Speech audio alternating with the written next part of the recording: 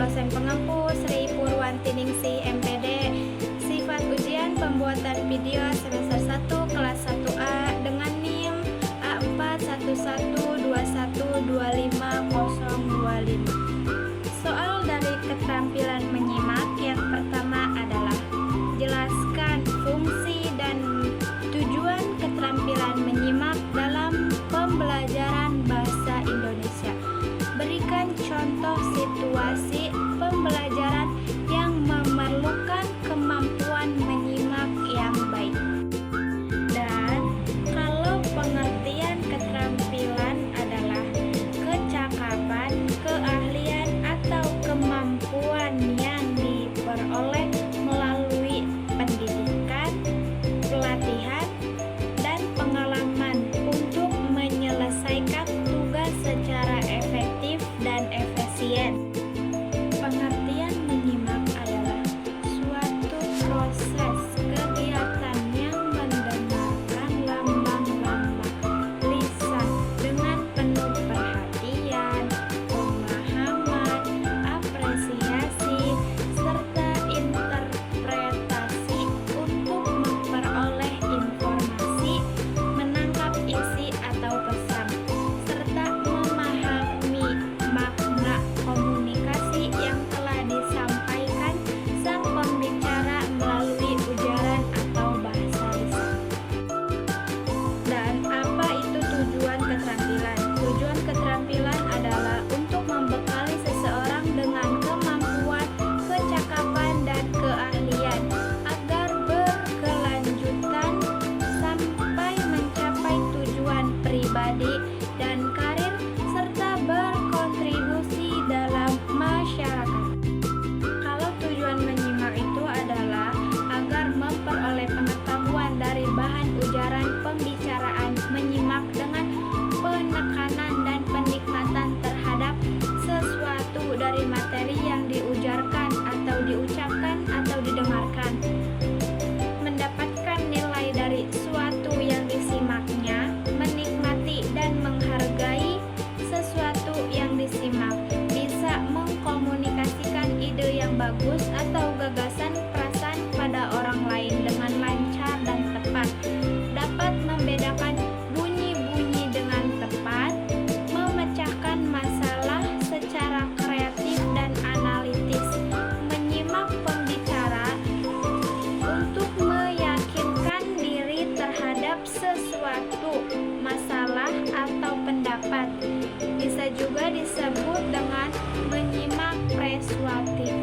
Jika disatukan atau digabungkan, apa itu tujuan keterampilan menyimak?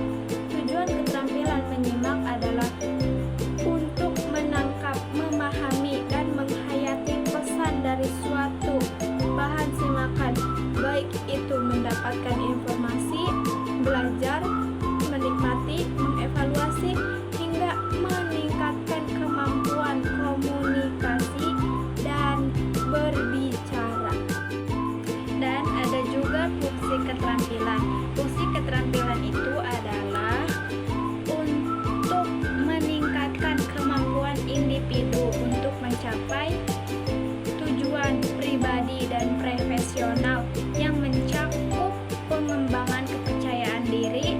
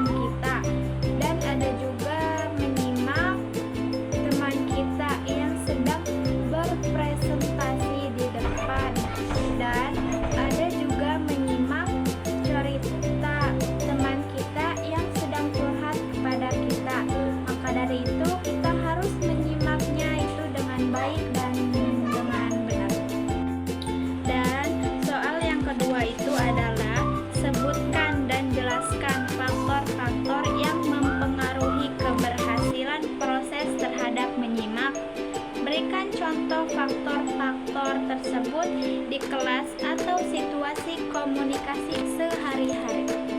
Faktor yang mempengaruhi keberhasilan proses menyimak itu ada 7. Yang pertama, faktor fisik, faktor psikologis, faktor pengalaman, faktor motivasi, faktor sikap, faktor jenis kelamin, dan yang terakhir itu faktor lingkungan. Faktor fisik itu adalah faktor yang meliputi kondisi individu yang dapat mempengaruhi partisipasinya dalam masyarakat, dan faktor fisik juga terutama itu fisik alat pendengaran atau telinga. Dan kondisi tubuh yang fit akan membuat menyimak lebih fokus dan siap menerima informasi. Kalau faktor psikologis itu adalah meliputi aspek kejiwaan seperti kepribadian, kecerdasan, dan emosi. Dan faktor psikologis juga meliputi suasana hati, motivasi, sikap, dan konsentrasi. Karena sikap positif dan motivasi yang kuat akan meningkatkan semangat untuk menyimak sesuatu yang akan disimak. Kalau faktor pengalaman itu adalah faktor yang meliputi pengalaman masa lalu yang membentuk pandangan dan perilaku seseorang. Pengalaman dan pengetahuan penyimak terkait topik yang dibicarakan akan memudahkan pengalaman, dan semakin relevan pengalaman juga semakin mudah rencana informasi yang baru. Faktor sikap itu adalah faktor sikap pandangan dan penilaian terhadap seseorang atau orang lain seperti kelompok atau nilai-nilai tertentu. Kalau faktor motivasi itu adalah faktor dorongan internal yang menggerakkan seseorang untuk bertindak sesuatu. Dan ada juga faktor jenis kelamin. Faktor jenis kelamin itu berperan dan ekspektasi sosial yang seringkali dibedakan berdasarkan jenis kelamin seperti laki-laki ataupun perempuan. Faktor lingkungan itu adalah faktor yang mempengaruhi lingkungan sosial dan budaya tempat di mana seseorang tinggal. Dan ada juga contoh dari faktor fisik. Faktor fisik itu contohnya kayak di kelas, seorang siswa yang sedang sakit flu dan mengalami gangguan pendengaran mungkin akan kesulitan menangkap instruksi dari guru dengan jelas. Dan ada juga contoh antusias dalam sehari-hari seperti faktor bahasa. Faktor bahasa itu adalah intonasi dan suara. Saat bicara dengan teman, nada suara yang ramah dan antusias akan menciptakan suatu obrolan yang menarik atau menyenangkan.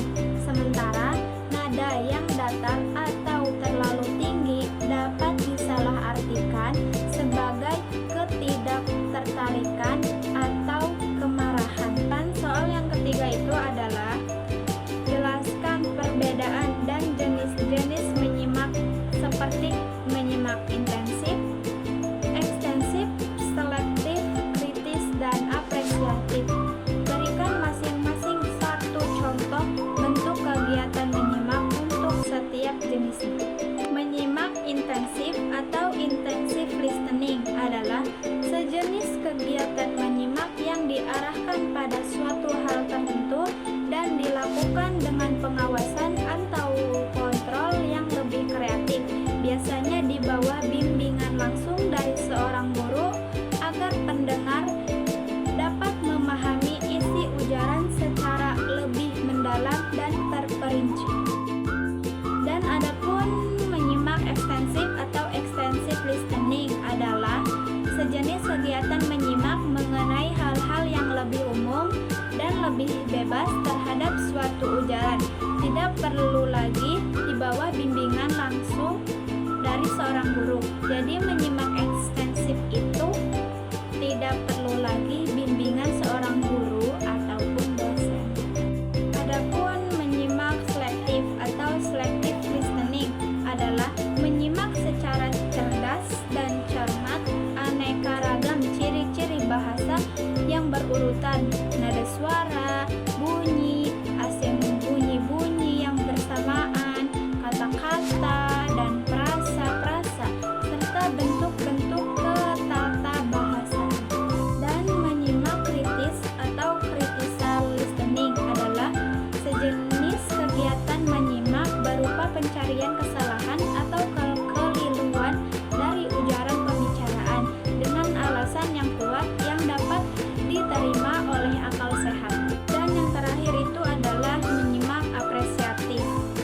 Menyimak apresiatif adalah kegiatan menyimak untuk menikmati, menghayati, dan memahami suatu penuturan lisan secara mendalam tanpa menghakimi baik buruknya.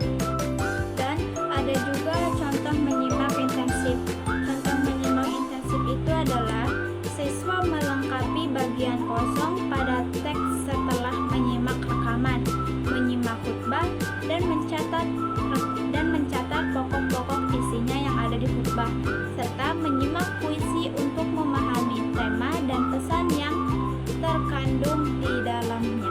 Contoh menyimak ekstensif meliputi mendengarkan siaran radio atau televisi secara umum, percakapan santai di sekitar, mengikuti ceramah tanpa harus mencatat detail, atau menikmati musik, drama, atau puisi untuk hiburan, dan mendengarkan percakapan antar teman atau nasihat dari orang tua maupun guru. Contoh menyimak selektif adalah kegiatan menyimak yang dilakukan secara berfokus untuk mengenali nada, atau informasi tertentu yang spesifik dari suatu sumber lisan, seperti menjawab pertanyaan spesifik setelah menyimak suatu cerita atau penjelasan. Siswa diminta untuk menjawab pertanyaan yang sangat terperinci seputaran simakan itu. Contoh menyimak kritis meliputi menanggapi permasalahan dalam diskusi forum, mengevaluasi kebenaran informasi dari sebuah ceramah, atau membandingkan fakta dan opini yang disampaikan pembicaraan dan diskusi forum, menyimak argumen dari pembicara lain dan forum diskusi.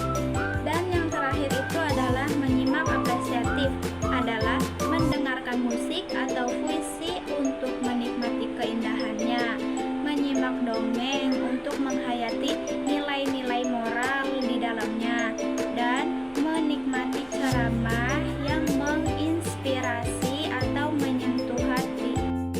Soal yang keempat itu adalah uraikan langkah-langkah yang dapat dilakukan mahasiswa untuk menerapkan teknik menyimak efektif terhadap suatu wacana lisan, dan berikan contoh penerapan teknik tersebut saat menyimak berita ataupun ceramah.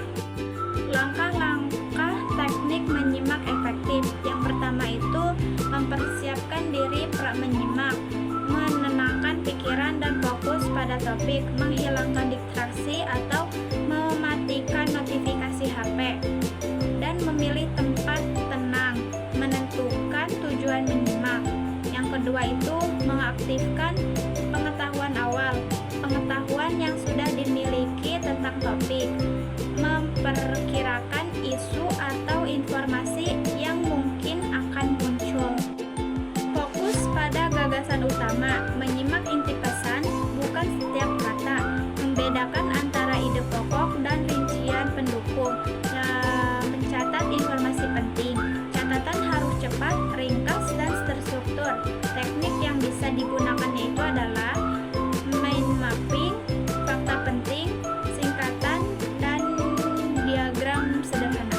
Menyimak verbal dan nonverbal, menangkap intonasi, tekanan kata atau jeda, mengamati bahasa tubuh atau ekspresi wajah, mengajukan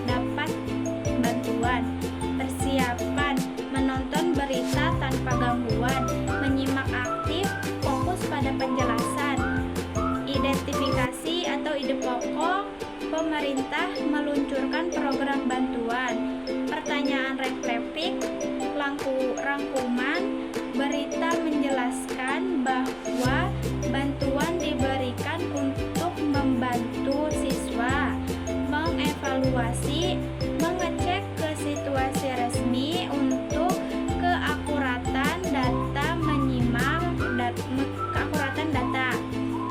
ceramah, tema, memahami konsep, menjamin waktu dan tips penerapannya, prinsip duduk dekat pembicara, menyimak aktif, memperhatikan contoh pengalaman nyata yang disampaikan penceramah, identifikasi pokok, mahasiswa perlu mengatur waktu, rangkumannya itu ceramah, menekankan dan meningkatkan belajar.